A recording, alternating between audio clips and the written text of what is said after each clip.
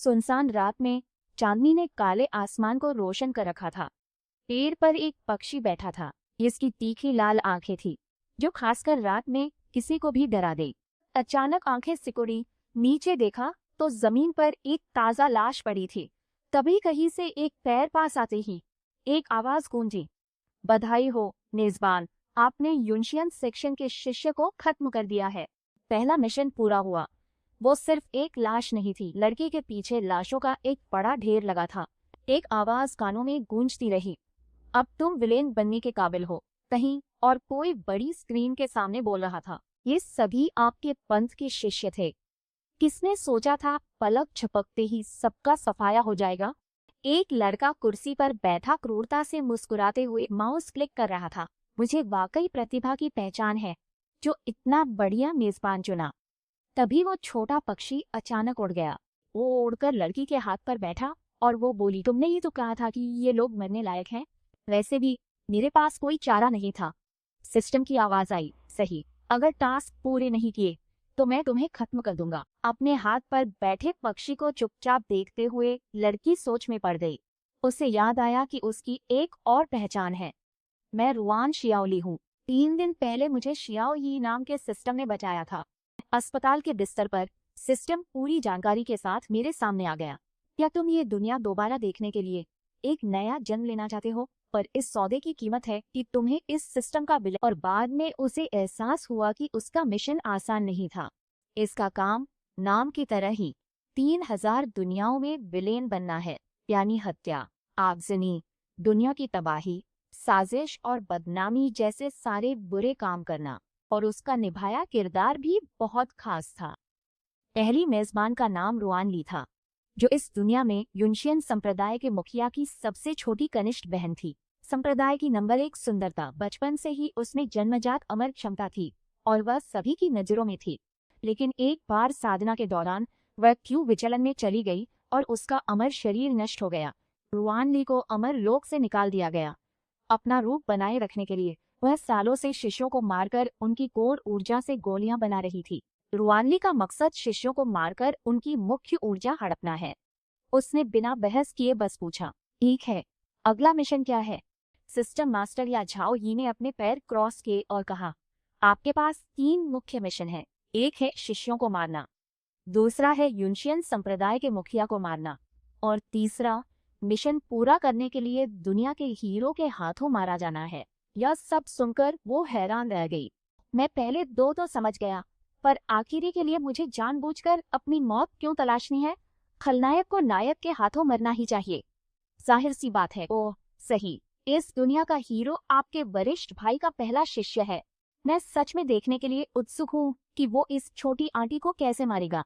बहुत नाराज होकर उसने अपने मारे जाने का सीन सोचा और मन ही मन सिस्टम को कोसा, कितना दुष्ट है। उस रात उसने सारे सबूत जलाकर खत्म कर दिए थे। अब बस शरीर से खून की बची गंध धोनी है। ये सोचते हुए उसने दरवाजा खोला और अंदर चली गई। अब कोई भी मुझ पर शक नहीं करेगा। मगर वो अनजान थी कि पीछे से एक हाथ उसकी ओर बढ़ रहा था। इससे पहले कि वो संभल पाती, पीछे से किसी ने हमला कर उसका मुंह ढक दिया। वो उसकी गर्दन पर हफ हफ कर भारी सांसें ले रहा था। तभी शियाओ यी बोला, होस, ये पुरुष नायक वाइली यांजिंग है। वो तो जैसे क्या, इससे तो वो और भी चौंक गई। उसे यकीन नहीं था कि हीरो यहाँ आ जाएगा। वो फौरन पलटी और छोड़ो चिल्लाते हुए खुद को छुड़ाने लगी। पर एक औरत भला उसका मुकाबला कैसे करती? यान किंग ने फौरन उसके हाथ पकड़े और जबरदस्ती बिस्तर पर फेंक दिया। रुआन ली अब फंस गई थी। झाओ यी ने याद दिलाया, मेजबान, भूलो मत तुम्हारी नसें टूटी हैं, तुम अपंग हो। ये बात अब याद आई। वह चिढ़कर बोली, चुप रहो, मुझे याद मत दिलाओ। उसने कांपते हाथों से मुट्ठी भींच ली। सिस्टम से तेज आवाज आई, सिस्टम बंद करना होगा, सिस्टम बंद करना होगा। उसने मुड़कर कहने की कोशिश की, शांत हो जाओ, ध्यान से देखो मैं कौन हूँ। तभी उसने उसकी सांस पर ध्यान दिया।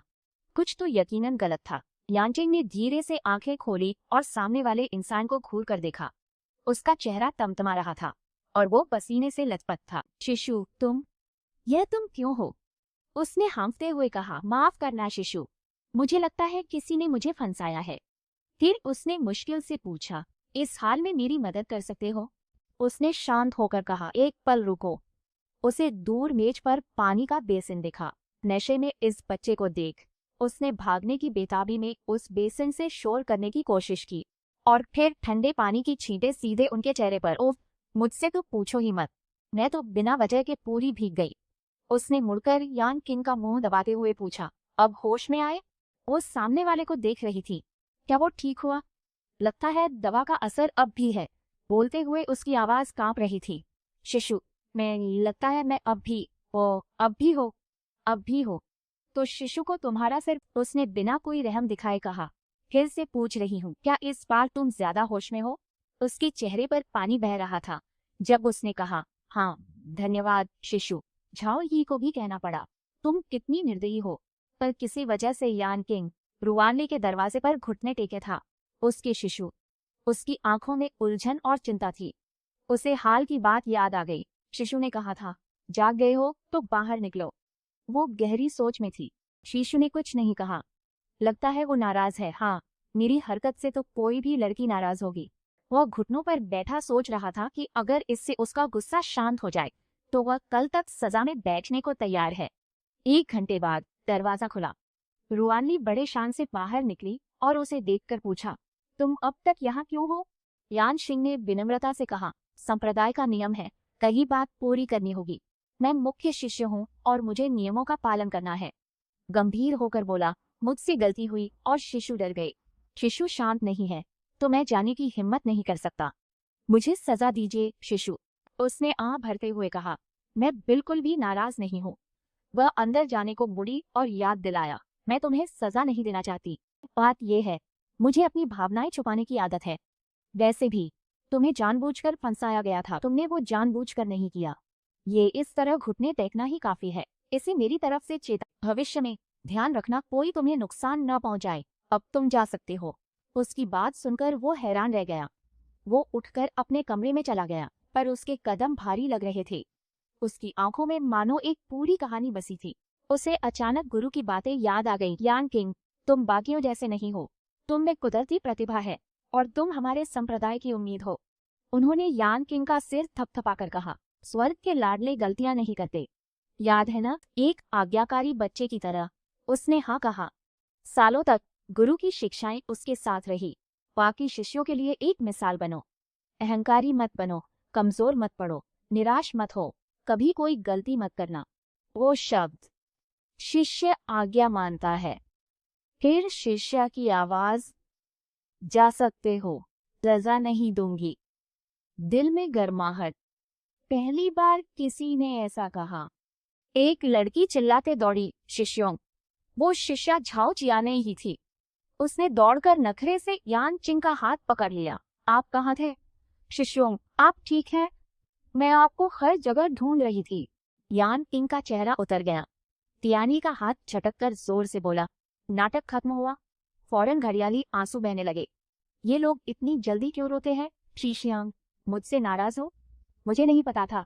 तुम्हें चाय से हादसे से ठीक पहले वो खुश होकर चाय लेकर आई। शिष्यांग, ये नीम की चाय है, मैंने खास तुम्हारे लिए ही बनाई है। प्लीज थोड़ा सा पी लो, इसे पीने के बाद मैं परेशान नहीं करूंगी। उसने उसका हाथ झटक दिया और वो आया, कहानियों में उन ग्रीन टी बीटी चेस की तरह। उसने गुस्से से कहा, उनसे नफरत कराने वाले तुम पहले हो, झाओ शिनेई। और हल्की सी चेतावनी देकर वो मुड़ गया। मैं सबके सामने तुम्हारा नाटक नहीं खोलना चाहता, पर अगर तंग किया तो मैं लिहाज नहीं करूंगा।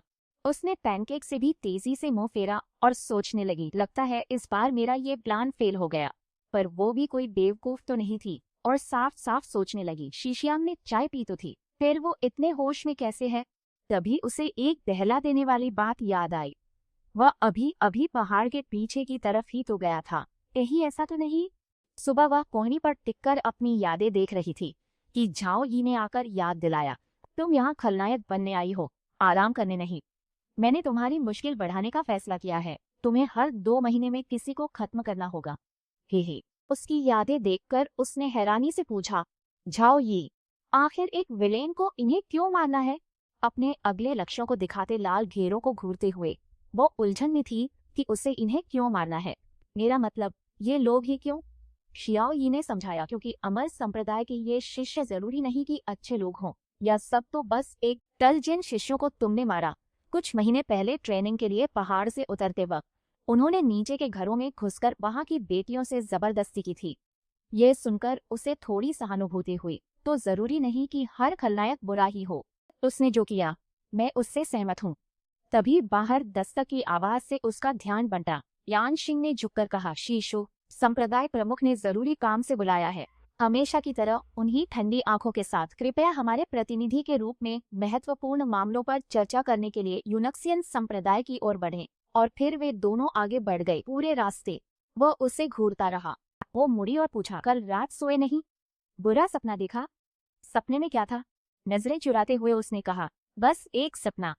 उसके साथ वो सब करते हुए तस्वीरें जहन में कौंध गई। ये याद करते ही उसका चेहरा लाल हो गया। कल रात मैंने कुछ ऐसे सपने देखे कि सुबह। उसने कंबल उठाकर नीचे देखा। वो नजारा बताने लायक नहीं था। तभी दरवाजा खुला और एक खुशमिजाज नौजवान अंदर आया। 10 शिष्यों, उठ जाओ। अपने 10 शिष्यों को यूं देख नौजवान उसे छेड़ने लगा। हे, अरे, तुम जवान हो, रुको, मैं बदलने को साफ अंडरपैंट लाता हूँ। यानचिंग का मुंह बन गया। होश में आकर उसने सक पकाकर कहा, कुछ नहीं। ये सुन उसने हैरानी से भौहें उठाई। सभा कक्ष में सभी को इकट्ठा कर संप्रदाय नेता झेंग दाओलिन ने कहा, आज सबको इतनी जल्दी यहाँ बुलाया है तो यकीनन आप सब अंदाजा लगा ही सकते हैं कि क्यों। कमरे में धूप का धुआं भरा था, पर वो बेपरवाह हो अपनी चाय का मजा ले रही थी। सारे बुजुर्ग एक एक करके बोलने लगे। 3 महीने में त्रैवार्षिक अमर सभा है और इस वक्त यूनशियन संप्रदाय में कोई हत्या की हिम्मत करे, बड़ी हिमाकत है। पास वाले ने भी हामी भरी। पूरी जांच न हुई तो अमर सभा में सब यूनक्सियन संप्रदाय पर हंसेंगे। फिर यान किंग की ओर मुड़कर कहा, यान किंग, तुम मुख्य शिष्य हो, तुम्हें मुजरिम को पकड़कर इंसाफ करना होगा। अपने शिफू और मृत शिष्यों को जवाब देने के लिए उसने सिर झुकाकर कहा, जी। यांग किंग चुपचाप शिष्यों को अपने बारे में बातें करते सुन रहा था। अगर मुजरिम पकड़ा नहीं गया तो क्या होगा? बकवास मत करो। दाई शिष्यों से क्या नहीं हो सकता? जो तुम्हारा काम नहीं है उसकी चिंता मत करो। अचानक जब यान किंग के सामने चाय का कप रखा गया तो सब चुप हो गए। रुआन ली, जो अब तक चुप थे, अंततः बोले, यह चाय बहुत कड़वी है, मुझे एक ताजा कप लाओ। बुजुर्ग तुरंत भड़क गए। तुम्हारी हिम्मत कैसे हुई यूं हुक्म चलाने की? यान किंग ने आदर से कहा, शिष्य अभी जाता है। पीछे शिष्य कानाफूसी कर रहे थे। ये कौन है जो बड़ों को ऐसे टोक रही है? और सबका ध्यान रुआन ली पर चला गया। आप नए हैं तो शायद नहीं जानते, ये है हमारी शिशु रुआन ली। सुना है ये पंथ की पहली अंतरंग शिष्या है और अगुवा की शिमेई भी। वह साधना में बहुत प्रतिभाशाली है, पर साधना में एक चूक के कारण उसकी सारी नाड़ियां टूट गई। तो क्या हुआ? हमारे गुरु तो अब भी उसे बहुत मानते हैं। वो छोटे बदमाश आपस में बातें कर रहे थे। एक अपाहिज जरूरी मामलों के लिए मुख्य हॉल में बैठती है, उसे चाय दी जाती है और शिष्य घुटने टेकते हैं। ये तो बहुत ज्यादा सम्मान देना हुआ। यान किंग को ये पसंद नहीं आया तो उसने चेताया, शिशु के बारे में गपशप मत करो। यह सुनकर वो दोनों फौरन डर गए। शिशु के पास चाय वापस लाते हुए वो सोचने लगा, शायद शिशु यह समझ गई थी कि मेरा ध्यान नहीं है, इसलिए उसने जानबूझकर मेरी मदद की। चाय पीते हुए उसने शिकायत की। सभी लोग चलते रहे। बुजुर्गों ने यान किंग से कहा, यानचिंग, इस मामले में तुम लापरवाही नहीं कर सकते। तुम्हें जल्द से जल्द मुजरिम को पकड़कर इंसाफ करना होगा। 1 महीना? 1 महीना नहीं, आधा महीना। हमें अपराधी को जल्द से जल्द पकड़ना होगा। वह मानने के सिवा और क्या कहता? जी सर, उसने चाय की चुस्की लेकर कहा। उनका गला घोंटा गया था और मुजरिम शायद छोटे कद का है। उसकी बात पर यान किंग और हेडमास्टर का ध्यान गया। उसने आगे बताया, आज सुबह मैं उनकी जांच करने गई थी। रेशमी डोरी के निशान ऊपर से नीचे हैं, जिससे पता चलता है कातिल उन शिष्यों से छोटा है। लेखक पक्का कोनन का फैन होगा। पीछे एक साया उभरता है जो रुआन ली की बताई चाल दोहरा रहा है। एक शिष्य ने कहा, प्रधानाचार्य, लाशों की गर्दन पर जो निशान है वो वाकई ऊपर से नीचे की ओर झुके हैं। उसने आगे जांच करते हुए कहा कि इस सुराग से यकीनन कई संदिग्धों को हटाया जा सकेगा। हेडमास्टर उसकी बात से खुश थे। उन्होंने कहा, जूनियर बहन सही है। यान किंग, मार्शल आंटी के अनुसार जांच करो। उसने अदब से कहा, जी। उसने मन ही मन सोचा, मार्शल आंटी, आपने फिर मेरी मदद की। उस घुटन भरी जगह को छोड़ने के बाद झाओ यी ने आखिरकार पूछा, तुमने सुराग इतने खुलेआम क्यों दिए? क्या तुम्हें जरा भी डर नहीं है कि वह कल तुम्हारी जांच करेगा? फिर उसने कहा, मुझे लगा कि इतने सारे लोग सारी जिम्मेदारी उसी पर डाल रहे थे, इसलिए मुझे थोड़ी बेचैनी हुई। इसके अलावा ये कहानी को रफ्तार देने के लिए भी है। तुम भी तो यही चाहते थे, है ना? झाओ यी निरुत्तर हो गया क्योंकि वह सही थी। एक छोटी चहचहाती चिड़िया उड़कर उसके हाथ पर आ बैठी। उसने उसे देखा और बेरहमी से उसकी बुराई करने लगी। तुम बहुत गंदी हो, मेरे पास मत आना। झाओ यी आखिरकार होश में आया। रुआन शियाओली, तुम्हारा पक्षी भी तुमसे बड़ा कातिल है। जाओ, किसी का खून कर दो। पक्षी को उड़ाकर वो बोली, झाओ यी, क्या तुम्हें किसी ने बताया नहीं कि ऐसे बात करोगे तो कोई दोस्त नहीं बचेगा? झाओ यी ने ताना मारा, जी, जैसे तुम्हारे कितने दोस्त हैं? दूर देखते हुए वो बोली, सही कहा, मेरे कोई दोस्त नहीं है। यादों में मैं हमेशा अकेली हूँ। दूसरी ओर जो ये स्क्रीन पर उसे देख रहे थे और अपनी जगह अकेले चुप थे। फिर उसने चेताया, लाचार बनकर मेरी हमदर्दी पाने की उम्मीद मत करना। काम ढंग से नहीं किया तो मैं तुम्हें मिटा सकता हूँ, मार सकता हूँ। उसने कान ढक लिए। ये धमकियां बच्चों पर चलती हैं। मैं वैसे भी इस सिस्टम से तंग हूँ। पता है, पता है। शोर मत करो, सिस्टम फिर से बंद कर दो। अगले दिन वे पहाड़ों की ओर निकल पड़े। उनमें से एक बोला, बस वो आखिरी घर जाए।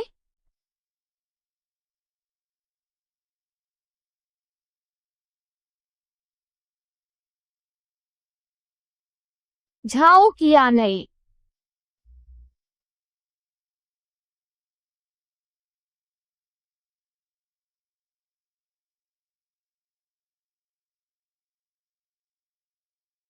वो झूठी खुशी से उसकी ओर दौड़ी। सीनियर भाई, बाइली, बहुत मेहनत की। स्नैक्स का डिब्बा आगे कर वो बोली, मेरी बनाई ये पेस्ट्री खाकर देखो, मेरा हाथ सुधरा या नहीं। वही पुराना नाटक।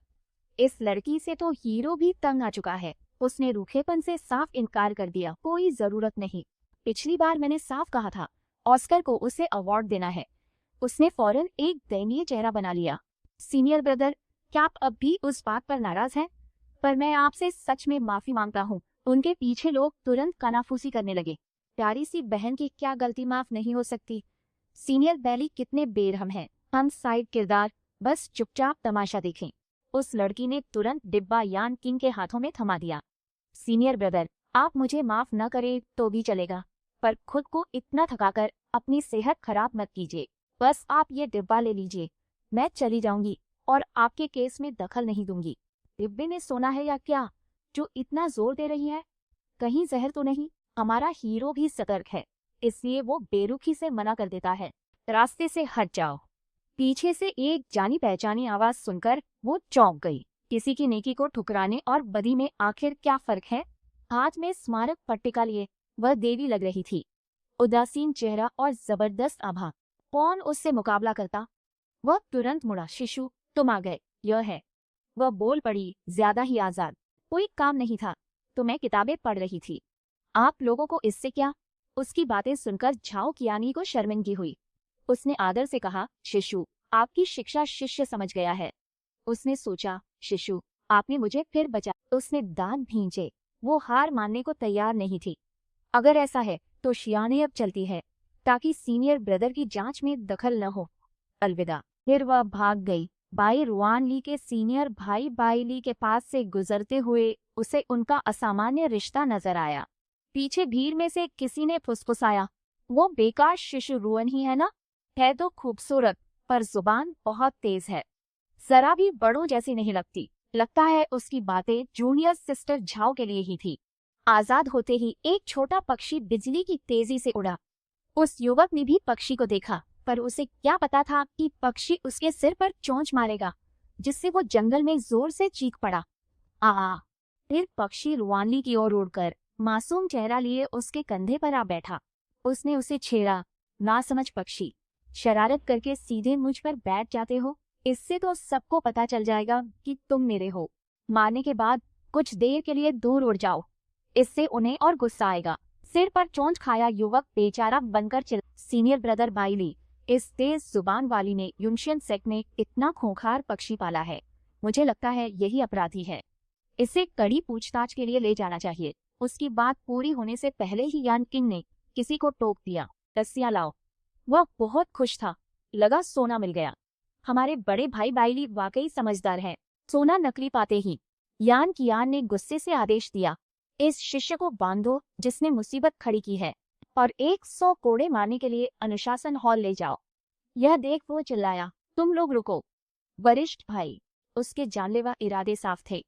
पहले तुमने घमंड से शिशु की बात की, दूसरा उससे जबान लड़ाने की हिम्मत की। तुम्हें कड़ी सजा मिलेगी। न्याय चाहिए तुम्हें, मैं न्याय दिखाऊंगा। और सबसे बड़ी बात, मेरे लोगों से उलझे। वह चिल्लाया, बड़े भाई मुझसे गलती हुई, मुझे बख्श दो। उसे ले जा रहे दोनों चिल्लाए, खड़े रहो। अब जाकर रुआनिया ने मुड़कर कहा, तुम आज यहाँ ये जांचने आए हो कि गुनहगार मैं ही हूँ, है ना? तो तुम्हें जो पूछना है पूछो, जहाँ खोजना है खोजो। यह सुनकर उसने तुरंत कहा, यह शिष्य ऐसा साहस नहीं करेगा। छत मेरे ठीक सामने है, मुझमें पलटकर जवाब देने की हिम्मत नहीं है। पास के कुछ शिष्यों ने फुसफुसाया, सीनियर ब्रदर बाइली को पहली बार इतने गुस्से में देखा है। उसने सीधे जवाब दिया, संयोग से मुझे भी पहाड़ से नीचे जाना है। अगर जांच नहीं करनी तो सब जल्दी यहाँ से निकलो। उसने शिशु से पूछा, कहाँ जा रही हो? उसने यूं ही कहा, नीचे कस्बे में कुछ सामान खरीदने जा रही हूँ। उसे अकेले जाता देख उसने चेताया कि अपराधी दो। आजकल अकेले पहाड़ से उतरना बहुत खतरनाक है। मैं शिशु को पहाड़ से नीचे छोड़ आता हूँ। यह सुनकर वह हैरान हो उसे खाली नजरों से देखती रही। पतझड़ के आखिर में आंगन फिर चेस्टनट के फूलों से पट और वो दोनों उस रोमांटिक रास्ते पर धीरे धीरे चल दिए। वो खाते हुए चल रही थी और वो नौकर की तरह सारा सामान उठाया था। उसे मजे से खाते हुए देखकर उसने सोचा, शिशु अनाज से परहेज नहीं करती और उसे मीठा तो खास तौर पर पसंद है। लगता है वो आम लड़कियों से ज्यादा अलग नहीं है। तभी उसकी भी नजर उस पर पड़ी। वो कब से मुझे यूं छिपकर देख रहा है। शिशु, खा लो।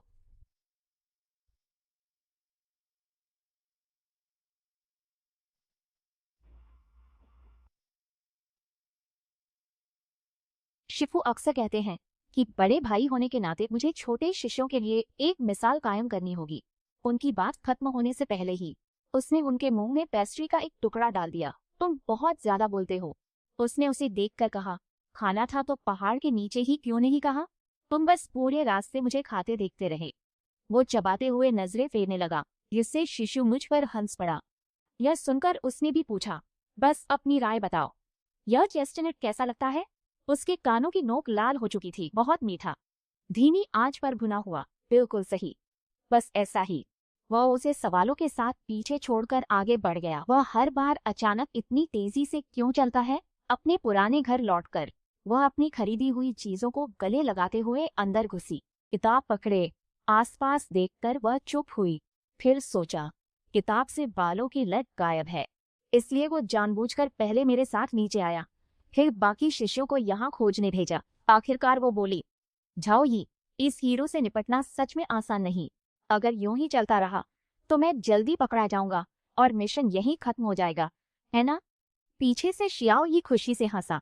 नहीं, जरूरी नहीं। कहानी याद करो। मूल कहानी के अनुसार वो सीधे रुआनली के घर की जांच करता। अब वो हिचकिचाते हुए बात घुमा रहा है। जाहिर है उसे उसकी भावनाओं की चिंता है। वो उसे दुखी नहीं करना चाहता। अच्छा,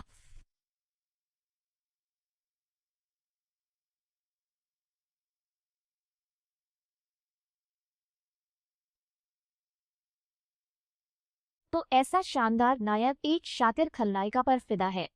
अब देखना है कि पत्थर दिल रुआन शियाओली का मन बदलेगा या नहीं। एक खतरनाक मुस्कान और दिलेर सोच। अगर वो मान गई तो उसका अंत अपने प्यार के हाथों ही होगा। वाकई उसका दिल बहुत टूटेगा। जालिम लोग अक्सर ज्यादा बेफिक्र जिंदगी जीते हैं। उसने जोर से कहा, मुझे तो इसका सच में बेसब्री से इंतजार है। यूनक्सियन के संप्रदाय में अगरबत्ती की सुगंध से भरे एक कमरे में संप्रदाय प्रमुख झांग दाओलिन शान से बैठे थे और यान किंग उनके सामने आदर से झुका हुआ था। शिष्य बाइली यान किंग शिफू को प्रणाम करता है। उसने तुरंत कहा, उठो यान किंग, क्या मामले में कोई प्रगति हुई है? यान किंग ने दृढ़ता से खड़े होकर उत्तर दिया, इस शिष्य ने श्री शिव की बताई दिशा में जांच की पर संदिग्ध अब तक नहीं मिला। उसे हिचकिचाता देख संप्रदाय प्रमुख ने कहा, खुलकर बोलो, डरो मत। फिर उसने उन चीजों के बारे में बात की जो पिछले पीड़ितों ने की थी। इस शिष्य ने उन 2 शिष्यों की जांच की जो हाल ही में मारे गए थे। उसके चेहरे पर गुस्सा आ गया। पता चला 6 महीने पहले उन्होंने पास के कस्बे में एक लड़की से बलात्कार कर उसे मार डाला। संप्रदाय प्रमुख गुस्से से चिल्लाए, धिक्कार है, हमारे युनशियन संप्रदाय का नाम डुबो रहे हो। वो यही नहीं रुक, वो अपने कर्मों की वजह से मारे गए।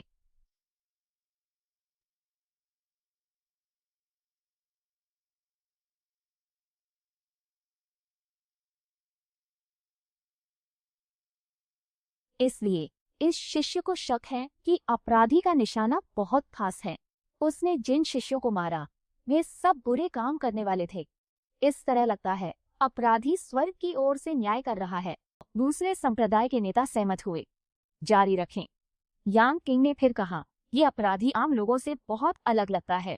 अगर आम लोग अन्याय देखकर इंसाफ करना चाहें तो वे उनके कुकर्मों का पर्दाफाश करते और सजा के लिए उन्हें हमारे यूनक्सियन संप्रदाय को सौंप देते, न कि अपराधी खुद खलनायक बनकर बेवजह लोगों को मारता। शायद कातिल को यूनक्सियन पंथ के इंसाफ पर यकीन नहीं, इसलिए खुद ही शिष्यों को मार डाला और तभी से काला साया दिखा, ठीक कोनान की तरह। पंथ प्रमुख थोड़े हैरान दिखे। यूनक्सियन पंथ पर भरोसा नहीं। संप्रदाय के नेता ने यान किंग की प्रशंसा की और निर्देश दिया, शाबाश, जांच जारी रखो। शिफो को तुम पर विश्वास है और कुछ नहीं तो जा सकते हो, लेकिन मामले की जांच के साथ अपनी साधना की उपेक्षा मत करना। अमर संप्रदाय सभा जल्द ही शुरू होगी। मुझे उम्मीद है कि आप ही युनशियन संप्रदाय को गौरव दिलाएंगे। यान किंग तुरंत शिफो के सामने घुटनों पर बैठ गया। शिष्य को एक और बात कहनी है। प्रिय शिष्य की ये बात सुनकर वह मना कैसे करते? पूछा, क्या बात है? यह देख यान किंग ने सिर उठाया। सर्दी आ रही है। जांच के दौरान मैंने देखा कि पहाड़ के पीछे शीशु रुआन के घर में बहुत कम सामान है और सर्दियों की कोई तैयारी भी नहीं है। क्या हम उनके लिए कुछ सामान खरीदने किसी को भेजें? यह सुनकर पंथ प्रमुख ने भी चिंता से सिर पकड़कर एक आह भरी। हाय, मेरी छोटी बहन अब भी सब कुछ मन में रखती है, कुछ बताती नहीं। अगर ऐसा रहा तो वो देर सवेर बीमार पड़ जाएगी। यह कैसा रहेगा? अगले महीने उसे जूनियर संघ अमर संप्रदाय पर्वत घूमने फिरने जाने दो। यह सुनकर यान किंग जरा हैरान हुए। शीशु को हमारे साथ अमर सभा में जाने दो। वो अंदर से त्योहार की तरह खुश था। कुछ दिन बाद पहाड़ के पीछे जुनशियन संप्रदाय के सभी शिष्य इंतजार में जमा थे। एक बोला, वरिष्ठ भाई, सब शिष्य आ गए हैं, चलो जल्दी निकलते हैं ताकि अमर संप्रदाय पर्वत थोड़ा पहले पहुंच जाए। यान किंग ने कहा, थोड़ा और रुको, शीशु अब तक नहीं आया है। यह सुनकर लोग बड़बड़ाने लगे। हम सब आ गए हैं, शीशु अब तक क्यों नहीं आया? ये तो हद है। पास बैठे एक ने टोका, क्या तुम भूल गए पिछली बार जब शीशुआन आया था उसने बड़ों को भी इज्जत नहीं दी। हम जूनियर्स की तो बात ही छोड़ो। यान किंग ने सुनते ही अपना बचाव किया। अभी जाने का समय नहीं हुआ, हम बस जल्दी आ गए हैं। बॉस ने कहा है तो थोड़ा और रुकते हैं। उनकी कुछ कहने की हिम्मत नहीं हुई, बस बोले, जी। सी पद्मों की आहट के साथ एक आवाज आई, मैं यहाँ हूँ। इतनी खूबसूरत लग रही हो, किसी फैशन शो में जा रही हो क्या? लड़कों की नजरें तुम पर टिक गई और वे तुम्हारी तारीफ करने लगे। आंटी रुआन, आज आप कमाल लग रही हैं। वो दोनों एक दूसरे को ऐसे देख रहे थे मानो सदियों से बिछड़े हों। ये नजारा इतना रोमांटिक था कि देखने वालों को अपनी मौजूदगी बेगानी लग रही थी, इसलिए पीछे खड़े शिष्यों को टोकना पड़ा। वरिष्ठ, उसने कुछ बार खांसा, उसका चेहरा लाल हो गया और वो मुड़कर बोला, चलो सभी शिष्य तलवारों पर चढ़ने को तैयार हो जाओ। और फिर पूरा समूह टिड्डियों के झुंड सा जयकारों के साथ तलवारों पर उड़ चला। अद्भुत। जूनियर भाई, पहले शहर तक दौड़ लगाते हैं। सीनियर बहन, मेरा इंतजार करो। यांजिंग ने मुड़कर रुआनलिंग की तलवार नहीं देखी और पूछा, चाची, अपनी अमर तलवार नहीं लाई?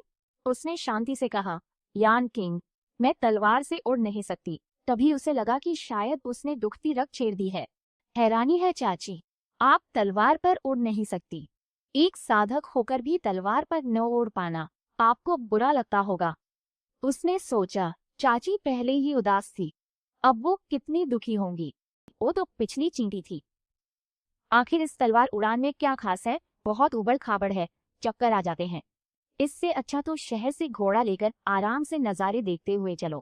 कहते हैं इजाजत मांगने से बेहतर है काम करके माफी मांग लेना। उसने यही तरीका अपनाते हुए आंटी का कंधा पकड़ा। आंटी, मेरी गुस्ताखी माफ करना। फिर उन्हें अपनी तलवार पर खींच लिया। मैं आपको कहा और मुड़कर निश्चिंत रहो जैसे मुस्कुराया। पर उससे कहा किसने था? उसने पलटकर देखा और मन में सोचा, ये उस महिला किरदार के लिए कितने अच्छे हैं। क्या मैं सच में इनके इतने करीब रह सकती हूँ?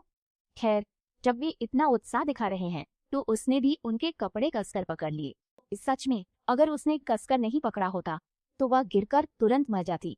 उसने मुंह फेर कर जवाब दिया, ठीक है, इस तकलीफ के लिए शुक्रिया। ये शब्द उसे थोड़ा चौंका गए और वह शर्मा गया। चींटी की पतली कमर पकड़े उसने सोचा, ये इतनी नाजुक है कि जरा से जोर से भी चोट लग जाएगी। यह लड़का भी कमाल है। उसके होंठों और सांसों को देख उसका ध्यान भटक रहा था। शर्माते हुए उसका मन भटकने लगा। ठंडी हवा से उसे कुछ होश आया और उसने खुद को शांत किया। मैं ये क्या सोच रहा हूँ? ध्यान दो। अंधेरा हो गया था, चांद निकल आया था। तभी यान किंग बोला, चलो आज रात यहीं। उसने मुड़कर तुरंत काम सौंप दिए। शिष्यों, जाकर आग के लिए लकड़ियां ले आओ। शिष्यों, मेरे साथ भोजन लाने चलो। सबने बात मान ली। जी वरिष्ठ भाई। उसने मुड़कर उसे पानी दिया। चाची, आप कमजोर हैं, यहाँ थोड़ा आराम करें। उन्होंने पानी की बोतल ली और हो किया। तभी शियाओई दूसरों पर हंसता हुआ आ गया। दुख देखते हैं। अमर सभा के रास्ते में शिष्य की हत्या का यही सही समय है। ये मत सोचो तुम यहाँ आराम करने आए हो। उसने पानी पीकर आराम से जवाब दिया, तुम ये जानबूझकर कर रहे हो, है ना? यहाँ केवल हत्या होते ही बाई लियांग किंग सोचेंगी कि कातिल इन्हीं में से है। उनकी आंखें तेज हुई तो केस का दायरा 10,000 यूनिक्सियन शिष्यों से घटकर अब बस दर्जन भर लोगों तक है। आग जलाते शिष्यों को देखकर उसने कहा, अब मेरे पकड़े जाने की संभावना अचानक बढ़ गई है। अंतिम बॉस झाओ ही बोला, वाह वाह, विलेन बनना आसान नहीं है, जानते हो। तुमसे मिलने का इंतजार रहेगा। घबराकर ध्यान लगाया, जो होगा देख लूंगी। दूर शिष्य फुसफुसाए। उनमें से एक ने कहा, मुझे लगा था कि रास्ते में मैं सीनियर ब्रदर बैली के करीब आ पाऊंगा, पर वो तो पूरे दिन शीशु लुआन के साथ ही चिपके रहे। उनसे बात करना तक मुश्किल हो गया है। दूसरे ने जवाब दिया, पता होता तो तलवार न चला पाने का नाटक करता। शायद मैं यान किंग के काम आ रहा होता, यहाँ फंसा नहीं होता। झाओ कियानी ने रुआनली को नाराजगी से घूरा और फिर बेरुखी से मुंह फेर लिया। तभी लड़के शिकार से जीत की दहाड़ लगाते हुए लौटे। हम वापस आ गए। वे अपना शिकार एक खरगोश दिखाते हुए चिल्लाए, देखो लड़कियों, आज हिरण और कई खरगोशों की दावत होगी। लड़कियां चिल्लाई, इतने प्यारे खरगोशों को कैसे खा सकते हैं? शिमी की प्रतिक्रिया देख यानचिंग बोला, रुआनली शिशु, हिरण का कौन सा हिस्सा पसंद है? मैं ग्रिल कर दूंगा, बाकियों से अलग। उसने खरगोश पर उंगली रखकर चिल्लाई, मुझे खरगोश खाना है। आत्मविश्वासी बनो, भले ही भूखे रहो। हाँ, उन्हें खरगोश के मांस की महक से सबको भूख लगाई। यान किंग ने हैरानी से उसे देखा। मैंने सोचा तुम्हें खरगोश पसंद है, तुम उन्हें नहीं खाओगी। शिशु, तुम सच में आम औरतों से बहुत अलग हो। शिशु, इसमें जड़ी बूटियां और जंगली बेरी का रस मिलाया है, पता नहीं तुम्हें स्वाद पसंद आएगा या नहीं। उसने जवाब नहीं दिया। खरगोश के मांस को घूरती उसकी आंखें ही काफी थी। उसे थोड़ी लाचारी महसूस हुई। लगता है ये तुम्हें वाकई पसंद। वह उसका मुखबंग ध्यान से देख रहा था। तो रूखी दिखने वाली शिशु भी कभी कभी इतनी प्यारी लग सकती है। उसे खुशी से खाते देख वो ग्रिल करता रहा। शिशु, आराम से खाओ, पसंद आया तो सफर में मौका मिलते ही ग्रिल्ड खरगोश बना दूंगी। चबाते हुए उसने तारीफ की, ममा, मेल लीड की बात ही अलग है, मुझे ऐसा जूनियर बहुत पसंद है। झाओ कियानी भी हार मानने को तैयार नहीं थी। सीनियर भाई बाइली का सारा ध्यान बस उसी पर क्यों है? क्या मैं खुद मांस नहीं भून सकता? मेरी साधना बेकार है तो क्या मेरे हाथ भी बेकार हैं? चांद निकल आया था और सब सोने जा रहे थे। भरपेट भोजन के बाद यान किंग ने ऐलान किया, आज रात सब आराम करो, हम कल सुबह सुबह निकलेंगे। सबने जोर से हाँ कहा। पेट भरे थे, आंखें नींद में थी, सब गहरी नींद में सो गए। लड़कों का भी यही हाल था। कुछ तो यान किंग ने पहरेदार से कहा, मैं उधर गश्त पर जा रहा हूँ। और वो चांदनी में भीगे जंगल में धीरे धीरे टहलने लगा। वो पास एक पेड़ के नजदीक रुका। यहाँ शीशु सो रही थी। सच में बेहद खूबसूरत। सोते हुए भी वह कितनी खूबसूरत है। उसे यूं बेफिक्र और गहरी नींद में सोता देखकर उसके चेहरे पर मुस्कान आ गई। उसने मन में सोचा, आराम करते वक्त शीशु का वो सर्द रवैया बिल्कुल खत्म हो जाता है। अब तो वो एक आम लड़की जैसी लगती है। देखा जाए तो शीशु 100 साल से भी बड़ी है। पर ओ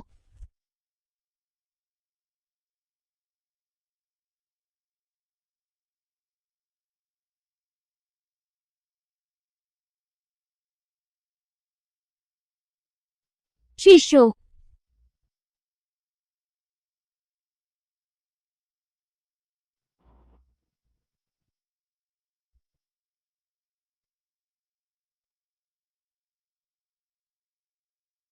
उसने देखकर पुकारा, शिशु। वो नींद में बड़बड़ाई, खरगोश की चटनी, मिर्च और सस्केचेवान काली मिर्च, धीमी आंच पर पकाओ। सपने में भी बस खाना। मन ही मन हंसकर सोचा, कितनी प्यारी है। तो इसे खरगोश इतना। जब उसने उसे देखा तो उसकी आंखों में कई विचार थे। उसका सुंदर चेहरा जो हो रहा था उससे बेखबर अब भी गहरी नींद में था। उसने चेहरा सहलाने को हाथ बढ़ाया पर अचानक रुक गया। उसके चेहरे पर उदासी की झलक आ गई। कैसे? मैं अपनी मार्शल आंटी का अपमान कैसे कर सकता हूँ? देर रात चांद और भी चमक रहा था और सारा जंगल रोशन हो गया था। धीमी चांदनी के सहारे एक छोटी शिष्या घने जंगल में घुसी और धीरे से पुकारा, हाय क्वान शेंग, तुम कहाँ हो? मैं यहाँ जंगल में हूँ। सिर्फ चांदनी के सहारे वो छोटी शिष्या परेशान लग रही थी। अचानक हुआ शेंग कहीं से प्रकट हुए और अपनी जूनियर बहन को सहलाने लगे। शु, तुम ठीक समय पर आई हो। बहुत अच्छा, हमारे पास ज्यादा समय नहीं है। चलो इसका फायदा उठाते हैं कि अब तक हमें। उसने गंदा हाथ बढ़ाकर कहा, उतारो इसे। उसने बेमन से नीचे खींचा। उसके कपड़े जैसे मार्शल एंड को ढूंढ रहे थे, पर वही सबसे गहरी नींद में था। तभी एक हाथ ने कंधा छुआ और वह जागा और उसने सामने वाले का हाथ पकड़ लिया। वो उसे जगाने आई रुआन ली थी। जागो, एक दैत्य है। वह हैरान था कि मार्शल आंटी बुलाने वाली वही थी। उसकी बात सुनकर उसने सभी शिष्यों को तुरंत आदेश दिया, सुनो, जल्दी एक सुरक्षा घेरा बनाओ। टब ने कहा, जी। उसके कहने पर सब मंत्र पढ़ने लगे। तभी अचानक हवा में हरा धुआं उभर आया। उसने सभी को सावधान किया, हवा में जहर है। यह सुनकर उसने फौरन चिल्लाया, अपनी सांस रोक लो। उसकी आवाज पर सबने धीरे धीरे अपनी सांसें रोक ली। वह पीछे से हालात पर नजर रखे थी, पर वो ज्यादा देर टिक नहीं पा रही थी। जमीन से राक्षस निकला और सब चिल्लाए, वो आ गया। भले वो जादू नहीं कर सकती थी, पर थी तो एक अनुभवी योद्धा, इसलिए पीछे से ही निर्देश दे रही थी, डरो मत। यह एक वृक्ष दैत्य है जो सालों की तपस्या से बना है। आग से इसके बीच के कमजोर हिस्से पर हमला करो। सबको थोड़ा शक हुआ, पर वो किसी को हुक्म नहीं दे रहा था। मार्शल एंड की बात मानो। तो सबने अपनी अग्नि शक्तियों से राक्षस आत्मा के केंद्र पर वार किया। राक्षस आत्मा इसे झेल नहीं पाई और धीरे धीरे वश में आ गई। वो जले पेड़ की तरह बन गया और सबने मुड़कर जयकार की, हे भगवान, हमने कितनी जल्दी दानव मार दिया। मैंने पहली बार दानव मारा। गनीमत है आंटी ने इसे काबू करना सिखाया। आंटी, आप कमाल हैं। आपको इसका पता कैसे चला? वो और कहती भी क्या। आखिरकार वह सैकड़ों सालों से जीवित थी। उन्हें उसे ग्रेट ग्रेट दादी कहना चाहिए। भले ही। उसने एक उदासीन चेहरा बनाकर कहा, खैर, मैं आप लोगों से ज्यादा अनुभवी हूँ। उसे देखकर वह संतोषपूर्वक मुस्कुराया। सबको मार्शल आंटी को अपनाते देख उसने उन्हें फौरन वहां से भेज दिया। ठीक है, मार्शल आंटी भी थकी हैं। अपनी बातों से उन्हें तंग मत करो। उन आशिकों ने निराश होकर कहा। हाँ। 3 दिन बाद एक सराय में एक रोबदार आवाज गूंजी, सफर मुश्किल रहा है। सब यहीं रुककर आराम करो। शहर में रहकर ताकत जुटाओ। हम 3 दिन में निकलेंगे। समूह फसल कटाई की तरफ खुशी से झूम उठा। बहुत खूब। 3 दिन के सफर के बाद आखिर नहाने को मिला। बाद में बढ़िया दावत भी करूंगा। उन बच्चों से अलग उसने दूसरी दिशा में देखा, एक ऐसी दिशा जो उसे कई विचारों से भर रही थी। उसने अपना पर्स निकाला और कहा, सराय वाले, मैं पेशगी पहले ही दे देती हूँ। उसके कुछ करने से पहले ही एक बहुत ही सुंदर शिष्य बोल पड़ा, मार्शल आंटी, हम पैसे दे देंगे। आप देंगी तो हमें शर्मिंदगी होगी। जब बोले, हाँ, औरतों के लिए मरना तो मीठी मौत है। सही बात है, आपने हमारी जान बचाई है। हम आपको कैसे खर्च करने दें? हम मार्शल आंटी को फीस के लिए तकलीफ नहीं देंगे, हम सब मिला लेंगे। चियान यू ने पर्स निकाला। मार्शल आंटी, तकल्लुफ मत कीजिए, आपके पैसे मैं दे देता हूँ। उसकी बात पूरी होने से पहले ही एक आदमी ने आकर उसका हाथ कसकर पकड़ा। रुआनी हैरान खड़ा है कि क्या हुआ, मुझसे क्या छूट गया, वह इतना प्रोटेक्टिव क्यों हो रहा है। वो चिल्लाता है, ये मेरे खाते में लिखो, सबको मेरी तरफ से ट्रीट। हर चीज की शुरुआत होती है। मालिक खुश है जैसे जैकपॉट लगा हो। आने के लिए शुक्रिया। फिर वो रुआनलिंग को खींचता है। शीशु, इस तरफ चलो, आराम के लिए कमरे में ले चलो। रुआन लीक हैरान है। ओह ठीक है। कियान्यू खड़ा सिर खुजला रहा। शिष्यांग आज जलन के मारे बहुत हद जता रहा है। जाहिर है। ओ लाला, एक बेहद खूबसूरत शख्स टब में लेटे हुए सोच रहा था, मैं ऐसा क्यों हूँ। मुझे खुश होना चाहिए कि शिशु को लेकर अब सबका नजरिया बदल रहा है ना। फिर यान किंग उलझन में अपना ही माथा छूता है। और मैंने सुना आज सब लोग शिशु को करीब से देखने की बातें कर रहे थे। शिशु सच में बहुत प्यारा है, हमारी महिला शिष्यों से भी ज्यादा सुंदर। हम हमेशा सोचते थे शिशु सख्त है, पर वो तो कितना प्यारा निकला। पता नहीं शिशु का पति कैसा होगा। गुस्से में मुट्ठी भींचकर वो कोई बहाना ढूंढ रहा है। हम शिशु की बातें करने वाले उन शिष्यों को सजा मिलनी चाहिए। तभी बाहर आहट होने पर वो सतर्क होकर उछल पड़ता है। वह कपड़े पहनकर कौन है, चिल्लाते हुए बाहर भागता है। एक लबादे वाला तेजी से पास से गुजरता है। वह पीछा करने मुड़ता है। वहीं रुको, ये भी कमाल है, कोई देव। वह पीछा करने ही वाला था कि अचानक रुका और फौरन वापस पलट गया। किंग शेंग की गला घोंटकर हत्या हुई थी। यह खौफनाक मंजर देख वो दंग रह गया। हुई शेंग की लाश को देखकर यान किंग सोचने लगता है। अपने जासूसी अंदाज में वो घुटनों पर बैठकर किंगशियांग की बांह पकड़ता है। इसके हाथ पैर टूटे हैं, शायद गला घोंटने से पहले इसे तड़पाया गया था। तरीका पिछली हत्याओं। वह हथियार उठाता है, कुछ महसूस करके हथियार पर खून है। बाकी शिष्य आकर घबराते हुए फुसफुसाते हैं, यह हत्यारा है, वह हमारा पीछा करते यहाँ आया। अब हम उनमें से एक ने चान्यू का हाथ पकड़कर तेजी से पूछा, जॉन यू, तुम तो पुआ शेंग के साथ एक कमरा साझा करते थे, क्या तुमने किया। वो फौरन इनकार करता है, मैं नहीं था, मैं तो हर वक्त सोता रहा और कुछ भी नहीं सुना। पर दूसरा आदमी अविश्वास से चिल्लाता है, झूठ मत बोलो, पुआंग शेंग इतना जख्मी है और तुम्हें कुछ सुनाई नहीं दिया। चेन यू हकलाता है, मैं पता नहीं आज इतनी गहरी नींद क्यों आई। जिक्सियांग, मैंने उसे सच में नहीं मारा, मेरा यकीन करो। तभी यान किंग बोलता है, वो सही है, कातिल वो नहीं। हथियार उठाकर वो जांच करने लगता है। लाश की हालत से साफ था, पुआ शेंग की गर्दन लगभग पूरी तरह कट चुकी थी और संदिग्ध आवाज सुनने से लेकर जब मैं मौके पर पहुंचा तब तक कुछ ही मिनट बीते होंगे और हत्यारे ने इसी दौरान क्वान शेंग पर हमला किया होगा। कहता है, कातिल के हाथों पर गला घोंटने वाली रस्सी के निशान जरूर होंगे, शायद खून भी। चेन यू की हथेलियां साफ हैं, वो कातिल नहीं हो सकता। दूसरा जांचता है, वो सही है। बाकी शिष्य हाथ दिखाते हैं। हाथ, शिष्यों, मेरे हाथों पर भी तो निशान नहीं, तो क्या मैं भी अब शक से बात। क्या हुआ।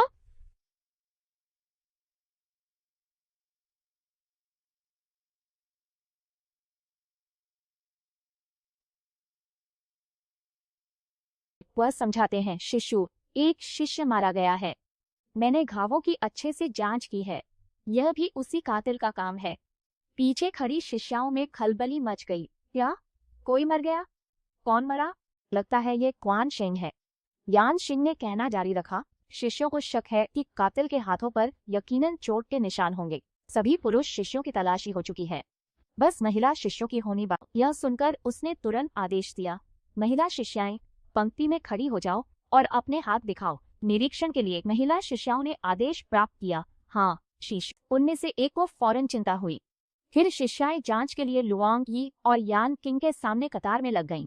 यान किंग सुटिंग के सामने थी और धनुष की डोरी की तरह तनी हुई थी। उसकी मुट्ठियां भिंची थी, मानो उन्हें दिखाना न चाहती हो। यान किंग ने उसने सामने खड़े होकर खोलने का हुक्म दिया। जब उसने कांपते हाथों से खोला तो कोई चोट नहीं थी। अंतिम व्यक्ति की जांच करने के बाद भी कोई चोट नहीं थी। कुछ लोगों को यह अजीब लगा, जबकि अन्य खुश थे। वाह, किसी को कोई चोट नहीं है, यह बहुत अच्छा है। तो हम में से कोई भी हत्यारा नहीं है। यांचिंग ने उन्हें देखा और सोचने लगा, यह बात तो सच में बड़ी अजीब है। क्या मेरा अंदाजा गलत था। अगर कातिल हमारे युनजोंग संप्रदाय का नहीं तो क्या कोई बाहरी है जो हमारा पीछा करते यहाँ आया? अचानक शियाओ चियानी बोला, शिष्यों रुको, क्या एक शिष्या की जांच अभी बाकी नहीं है? रुआनलिन जानती थी कि इशारा किसकी ओर है, पर उसके चेहरे पर डर का कोई निशान तक नहीं था। जियाओ कियाने की बात सुनकर यून किंग हैरान था कि जिस पर उसे शक था वो शीशु था। कई पुरुष शिष्यों ने इनकार में हाथ हिलाकर कहा, झाओ शिनी, क्या कह रही हो? शीशु कातिल कैसे हो सकते हैं? शिशु को मार्शल आर्ट्स नहीं आती, वो किसी को कैसे मार सकती है, खासकर जिन ख्वाहिशों को? इनकार के बावजूद वो अपनी अटकलों पर अड़ी थी। है, अगर बेगुनाह है तो अपने हाथ क्यों नहीं दिखाता? शीशु में हमें जांचने की हिम्मत है? उसकी तेज नजरें झाओ कियाने पर पड़ी, पर उसकी बात गलत नहीं थी। रुआनी ने धीरे धीरे अपने हाथ आगे बढ़ाए। याजिंग थोड़ा हैरान था, उसका दिमाग पूरी तरह उलझन में था। उसके सामने रुआनी के हाथ थे जिन पर कोई भी चोट नहीं थी। सबने देखा और कहा, शीशु के हाथों पर कुछ भी अजीब नहीं है। उसने शियाओ कियाने की ओर देखकर पूछा, तो क्या यह आपके सवाल का जवाब? Mic drop. उसने मासूम बनने का नाटक किया तो वो शीशु नहीं था। ये सुनकर सुकून मिला। महिला शिष्याओं ने राहत की सांस ली। लगता है कातिल हम में से कोई नहीं बल्कि कोई बाहरी है जो पीछा करके यहाँ आया है। यह सुनकर उसने याद दिलाया कि फिर भी हमें सावधान रहना होगा। अब से हर काम 3 लोग मिलकर करो और रात में बारी बारी से पहरा दो, अकेले नहीं। इसके बाद सब बिखर गए, पर कोने में एक औरत सुट्टिंग के पास आई जो डरी हुई चारों ओर देख रही थी। तभी सामने एक शख्स को देखकर उसने आवाज दी, शीशियांग, तुम यहाँ क्यों हो?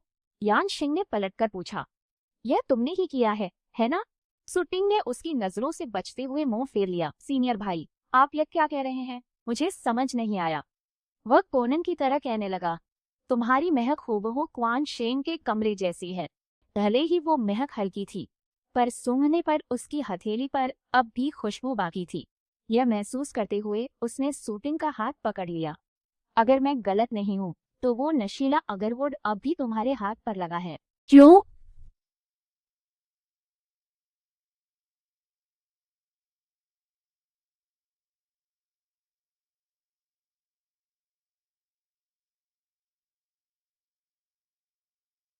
बहुत दरिंदा है, मरने से उसके पाप नहीं धुलेंगे। शुरू में बस एक छोटी सी गलती हुई, उसे हुआ शेंग की बात याद आई। कोई बात नहीं है ना, बस सफाई में सूत्र मंडप की किताबें गीली हो गई।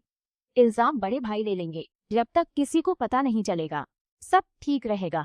तब उसने मासूमियत से कहा, मैंने सच में जानबूझकर नहीं किया। उस वक्त मुझे सच में लगा कि वो नेक है, पर अंदाजा नहीं था कि उसकी नीयत कुछ और होगी। उसने उसे बेरहमी से एक अनजान जगह पर फेंक दिया। वह दर्द से चिल्लाई, पर असली दर्द तो उसका घिनौना रूप देखकर हुआ। छोटी बहन, मुझे दोष मत देना। मैंने तुम्हारी सजा भुगत ली है, तो तुम्हें मेरा कर्ज चुकाना होगा, है ना? वो चीखी और गिड़गिड़ाई, कृपया नहीं भैया, कृपया मुझे बख्श दो। वो यही नहीं रुकी और कहती रही। बाद में पता चला कि शिष्याओं को मजबूर करने की ये उसकी पुरानी चाल थी। पंथ की कई लड़कियां पहले ही उसका शिकार बन चुकी। उसने छेड़ते हुए लहजे में कहा, सीनियर दीदी, मुझसे नाराज होकर ऐसे तमाशा मत करो। साफ है कि तुम मुझे रिझाने की कोशिश में नाकाम रही और उसी का गुस्सा दिल में लेकर बैठी हो, तो अब उल्टा इल्जाम मुझ पर लगा रही हो कि मैं तुम्हारी कमजोरी जान। अगर किसी को बताया तो ज्यादा से ज्यादा हम दोनों को पंथ से निकाल देंगे। उसने चिल्लाकर तुम्हें कोसा, तुम कितने नीच हो। उसने हताश होकर कहा, मुझे लगा था कि इस सम्मेलन में वो खुद पर थोड़ा काबू रखेगा, लेकिन किसे पता था कि वह खुद को बिल्कुल भी नहीं रोक पाएगा और यहाँ तक कि यहाँ तक आने के पूरे रास्ते में भ्रष्ट आचरण करेगा। उसने खुशी से कहा, छोटी बहन, क्या ऐसे स्थान पर अश्लील होना अधिक रोमांचक नहीं है? बड़े भाई, मुझसे और सहा नहीं गया, इसलिए मुझे ऐसा करना पड़ा। उसने आंसू पोंछते हुए कबूल किया। बड़े भाई, बात यहाँ तक आ पहुंची है, मैं सजा के लिए तैयार हूँ। मुझे गुरुजी के हवाले कर दो। उसकी बात सुनकर वो आखिर बोला, मैंने कब कहा कि तुम कातिल हो? ये सुनकर वो हैरान होकर बोली, बड़े भैया। फिर वो मामले को समझने लगा। तुमने उसे दवा जरूर दी थी, पर असल में वो काम तुमने नहीं किया। तुम्हारी शख्सियत को देखते हुए तुम्हारे लिए किसी का खून करके इतनी शांति से चले जाना मुमकिन नहीं है। इसके अलावा तुम्हारी कद काठी भी मौके से जाने वाले उस शख्स से अलग है, तो क्या कोई तुम्हारी मदद कर? उसकी बात सुनकर वो चुप हो गई। उसे समझ नहीं आया कि क्या बोले। देर रात टिमटिमाती रोशनी वाले एक शांत कमरे में रुआन ली थी। पता नहीं वो क्या कर रही थी, पर मेज पर पानी का एक कटोरा रखा था, शायद वो अपने हाथ धोना चाहती थी। शियाओ ये प्रकट हुई और आह भरी। हाय अफसोस, बस पकड़ी ही गई थी। उसके बोलते ही हाथ पर घाव बन गया।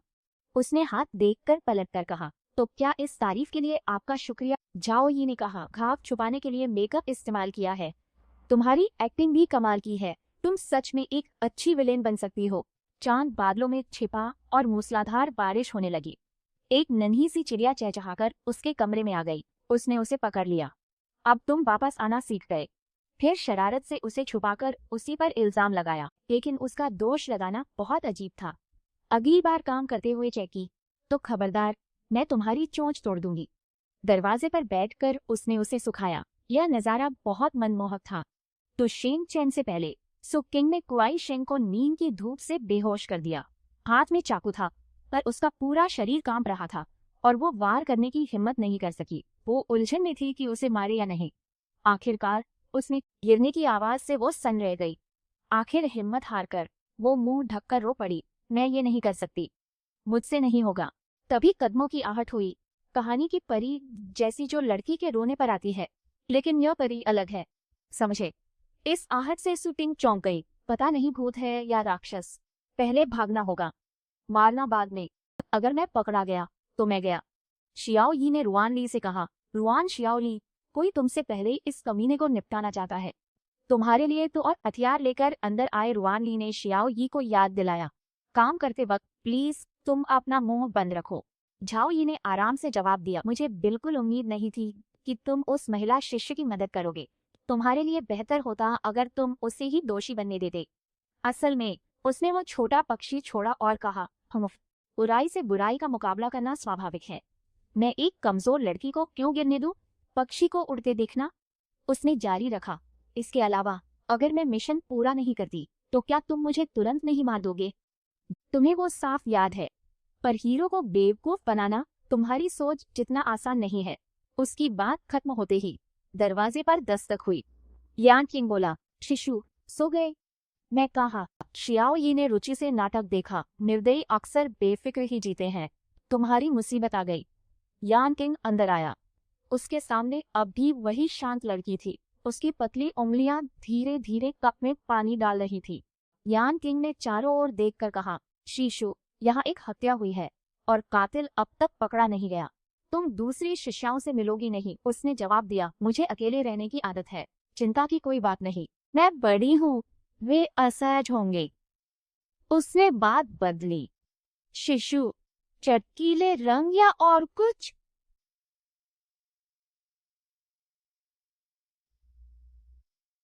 उसे एहसास हुआ कि अपराधी की कद काठी शीशु की तरह स्टाइलिश है।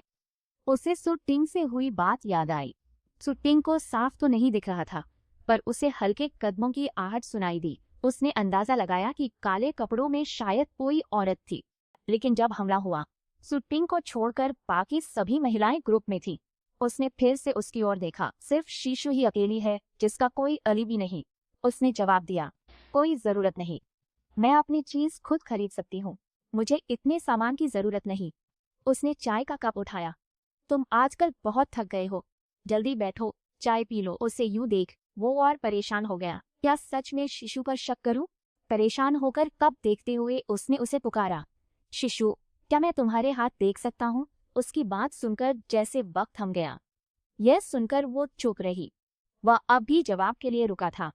मैं। बाहर बिजली गरजी और अंदर मोमबत्ती टिमटिमाकर बुझ गई। उसने उम्मीद नहीं छोड़ी थी, बस एक बार और तसल्ली करनी थी कि शिशु बेकसूर है। बाहर बिजली इस बार और जोर से गरजी, जैसे गुस्से में हो। गड़गड़ाहट सुनकर वह पीली पड़ गई और आगे बढ़कर यान किंग से लिपट गई, जिसे देख वह चौंक गया। उसके हाथ से चाय का कप गिरकर टूट गया। कुछ न समझकर उसने घबराकर पूछा, शिशु? वो कुछ कह पाता, उससे पहले ही उसने उसे कसकर पकड़ा हुआ देखा। अचानक उसे कुछ समझ नहीं आया। वो बस पुकार सका, शिशु। वो एक डरे हुए खरगोश की तरह कांप रही थी। फिर उसने हाथ बढ़ाकर उसे ऐसे देखते उसका गला सूख गया। फिर जज्बातों से भरकर धीरे से उसका गाल चूमा। वह उसे मना रहा था। देखो उसके चेहरे का वो गुरूर। डरो मत, अब सब ठीक है। मैं यहाँ हूँ। डर से भरी आंखों से उसने उसके कपड़े कसकर पकड़े और बस जवाब दिया, माँ। और पूरी रात बारिश लगातार बरसती रही। वह उसकी गोद में लेटी रही और वो धीरे धीरे उसके बाल सहलाता रहा। अपने ऊपर लेटी शिशु को देख वो मुस्कुराते हुए सोचने लगा, तो तुम्हें बिजली से डर लगता है। शिशु को इतने समय से जानता हूँ, पर आज पहली बार उसे इतना चिपकते देखा है। उसने धीरे से उसका गाल छुआ, इतनी नाजुक कि छूते ही बिखर जाए। उसकी आंखों में बस वही थी और दिल में सिर्फ उसकी छवि, शिशु। अगली सुबह खिड़की से धूप अंदर आई। शायद उसी रोशनी से चौंककर उसकी आंख खुली और उसने चारों ओर देखा। वह उठी, पर्दा हटा, सोचने लगी। सुबह हो गई। शियाओ यी चिढ़ाता आया। अरे रुआन शियाओली, सोचा नहीं था तुम इतनी चतुर। तुम्हारी एक्टिंग कमाल है। उसे अचानक एक्टिंग पर सवाल उठाना याद आया। शियाओ यी बोली, सही है, ऐसा सोचा था। मर्द औरतों को रोते हुए नहीं देख सकते। वो रात भर तुम्हें दिलासा दे रहा था। यह सुनकर वो परेशान हो गई। मैं कल रात अभिनय नहीं कर रही थी। ये जिस्म बस डर गया था। झाओ यी को भी फर्क नहीं पड़ा। उसने तुम्हारी हथेली नहीं देखी। कुछ समय उससे बचना होगा। करने को कुछ था नहीं। वो उठी और तैयार खाने की तरफ चल दी। उसकी आंखों में उदासी की झलक थी। क्या यह सब भी उसने ही तैयार किया था? बाहर काफी शिष्य जमा थे। यान शिंग ने उनका हौसला बढ़ाया। सब तोड़ी और हिम्मत करो। बस आगे कुछ पहाड़ पार करते ही शियानमेन पर्वत आ जाएगा। रुआन ली अचानक आई। बोली, यांचेंग, मैं तैयार हूँ, चलो चले। उसे देख वो थोड़ा घबरा गया। शिशु, आगे तुम्हें एक शिष्या अपनी तलवार पर ले जाएगी। रुआन ली उसकी घबराहट देख कुछ पल के लिए ठिठक। पास आकर उसने पूछा, क्या तुम कल रात की वजह से डर गए? यह सुनकर उसे जवाब नहीं सूझा। शर्माकर इंकार में सिर खुजलाने लगा। ये क्या कह रही हो शीशु? कल रात मैंने ही गुस्ताखी की। मुझे इतनी रात आपको परेशान करके आपके कमरे में नहीं रुकना चाहिए था। अगर दूसरे शिष्यों को पता चला तो आपकी प्रतिष्ठा पर बात आ सकती है। उसके विपरीत वह बहुत शांत थी। जब तक हमारा ज़मीर साफ है मुझे कोई परवाह नहीं, लेकिन शक से बचने के लिए मैं तुम्हारी बात मान लूंगा। फिर वो पास खड़ी एक शिष्या की तरफ मुड़ी। इस बार तुम्हें थोड़ी तकलीफ देनी होगी। उस शिष्या के चेहरे पर दृढ़ता थी। टिक्कर मत करो शिशु, मैं तुम्हें वहां सुरक्षित ले जाऊंगा। उसकी आंखों में उदासी झलक गई, सोचते हुए एक साफ अंतरात्मा। बात पिछली रात की थी, जब उसने उसे धीरे से बिस्तर पर लिटाया और जाने को मुड़ा। अचानक एक हाथ ने उसके कपड़े खींचे। तब तक उसका चेहरा बहुत लाल हो गया था। पलटकर बिस्तर पर लेटी डरी हुई लड़की को देखा, पर नहीं, वहां कुछ और भी भयानक था। उसने उसे देखकर सोचा, शिशु, तुम सच में नहीं जानती। उसने उसे उस प्यार से देखा जो पहले किसी को नहीं दिया था। गला सूखा था, मन चीख रहा था। तुमसे मिलकर लगता है मेरे अंदर कोई राक्षस बस गया है। सज्जनता और आचार संहिता सब कुछ तहस नहस हो गया था। किसी भूतिया साई के असर में वो उस रात उसके बिस्तर तक। उसने उसके गाल पर एक हल्का पर गहरा स्नेहपूर्ण चुंबन दिया और मन ही मन स्वीकार किया कि दोषी तो मैं ही हूँ। जब वे अपनी तलवारों पर उड़ रहे थे तभी कोई चिल्लाया, शीशी जल्दी देखो, नानगुट का शिष्य विशाल और भव्य शियानन पर्वत दिखा रहा है। ऊपर से 2 युवा अमर उनका स्वागत करने आए। 3 दिन में भव्य प्रतियोगिता शुरू होगी। साथी साधकों, खींचो, कृपया हमारे साथ इस तरफ आइए। आपके विश्राम कक्ष तैयार कर दिए हैं। पीछे के शिष्य खुश हो गए। यह शियानमेन पर्वत है, कितना भव्य। युवा अमर ने उनका मार्गदर्शन किया। पश्चिम का रास्ता 3 दिन में युद्ध क्षेत्र तक ले जाता है। प्रतियोगिता के दौरान आपको पश्चिम में बैठाया जाएगा। दूसरे ने कहा, हम आपका भोजन जल्द ही लाएंगे। शियानमेन पहाड़ों का नियम है कि आधी रात के बाद कोई पहाड़ों में नहीं घूमेगा। हम आशा करते हैं आप इसका पालन करेंगे। साथ ही यान किंग ने जवाब में झुककर प्रणाम किया। परेशानी के लिए क्षमा करें युवा अमर। उस रात एक नौजवान अपने मनपसंद यान किंग ने खुद से बड़बड़ाया, पिछले 2 दिनों से मैं अनजाने में शिनक्सु के दरवाजे तक चला आया हूँ। मुझे नहीं पता कि मैं यहाँ क्या कर रहा हूँ।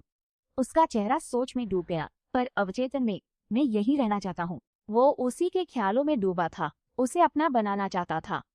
पर शिशु क्या सोचेगी? अगर शिशु को मेरे सपनों का पता चला तो? उसने ये ख्याल दिल में ही छुपा लिए। डर था कि वो उसे घृणास्पद न समझे। प्यार इतना दयनीय निकला कि पास जाने तक की हिम्मत नहीं होती। अचानक उसने दरवाजा खोला और वो दोनों आमने सामने थे। ख्यालों से बेखबर उसने पूछा, यान किंग, मेरे कमरे के बाहर क्या कर रहे हो? वो शर्माकर बहाना बनाते हकलाया। गश्त पर हो? यूं ही पूछकर वो पास से गुजर गई और उसे सोच में डाल गई। इतनी रात शिशु कहाँ